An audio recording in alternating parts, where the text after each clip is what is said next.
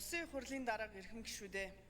Улсын их хурлын гишүүн Х. Тэмүүжин нарын 3 гишүүнээс 2025 оны 3 дугаар сарын 17-ны өдөр Улсын их хурлд өргөн мэдүүлсэн Монгол Улсын их хурлын тухай хуульд нэмэлт өөрчлөлт оруулах тухай хуулийн төсөл болон хамт өргөн мэдүүлсэн хуулийн төслүүдийн хэлц хэсэг хэлэлцүүлгийг Төрийн байгуулалтын байнгын ороо 2025 оны 6 дугаар сарын 24-ний өдрийн хуралдаанаараа хэлэлцлээ.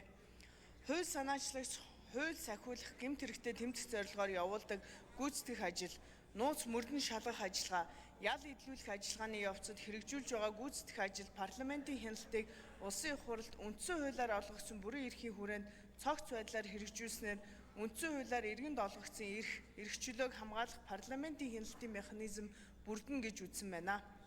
Хуулийн төсөл батлагдсанаар улсын их хурлын бүрэлдэхүүнд хууль сахиулах ажиллагааны тусгай хяналтын дэд хороо байгуулагдаж төсвөөс нэмэлт зардал шаардагдахгүй гэж хууль санаачлагч үзсэн бөгөөд төсөлд иргэдийн оролцоог хангах санал авах зорилгоор улсын их хурлын парламент ЦЭГ-МН цахим системд байршуулсан болно. Байнгын орооны хуралдаанаар хуулийн төслийг хэлэлцэх үед улсын их хурлын гишүүн Ц. Сандаг очир тус дэд хороог байгуулахдаа аюулгүй айдал гадаад бодлогын байнгын орооноос санал авсан эсэх талаар улсын их хурлын гишүүн Э. Болормоо хуулийн төслөөр тогтолцооны өөрчлөлт хийх боломж бүрдэх эсэх талаар улсын их хурлын гишүүн О. Алтан гэрэл хуулийн төслөөр гэмт хэрэгтэй тэмцэх урьдчилан сэргийлэх чиг үүрэг нь хууль зүйн байнгын ороо болон түүний дэргэдэх шин дэд хороонд харьяалагдах эсэх бусад чиг үүрэг нь одоо байгаа байнгын хороонд хамаарах эсэх талаар асуулт асууж хариулт авсан болно.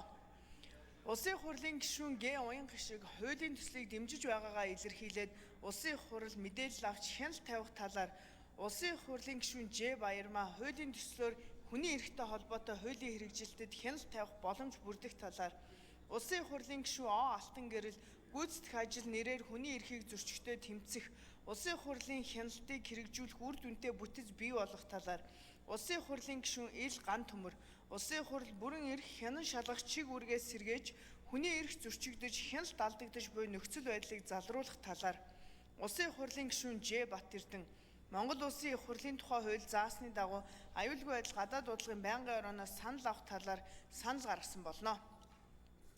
Байнгын ороо хуулийн төсөл болон хамт өргөн мэдүүлсэн хуулийн төслүүдийн хэлэлц хэсэг талаар санал хураалт явуулахад Монгол Улсын их хурлын тухай хуульд нэмэлт өөрчлөлт оруулах тухай хуулийн төслийг 47.4% саналаар хамт өргөн мэдүүлсэн цагдаагийн албаны тухай хуульд өөрчлөлт оруулах тухай хуулийн төслийг 15.8% саналаар авилгын эсрэг хуульд өөрчлөлт оруулах тухай хуулийн төслийг 36.8% саналаар үзэл баримтлалын хүрээнд хэлэлцгийг дэмжээгүй болно.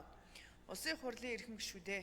Монгол Улсын их хурлын тухай хууль нэмэлт өөрчлөлт оруулах тухай хуулийн төсөл болон хамт өргөн мэдүүлсэн авилгын эсрэг хуульд өөрчлөлт оруулах тухай цагдаагийн албаны тухай хуульд өөрчлөлт оруулах тухай хуулийн төслийн хэлэлц хэсэг талаар Төрийн байгуулалтын байнгын орооны санал дүгнэлтийг хэлэлцэн шийдвэрлэхийг та бүхнээс хүсье. Анхаарал хандуулсанд баярлалаа.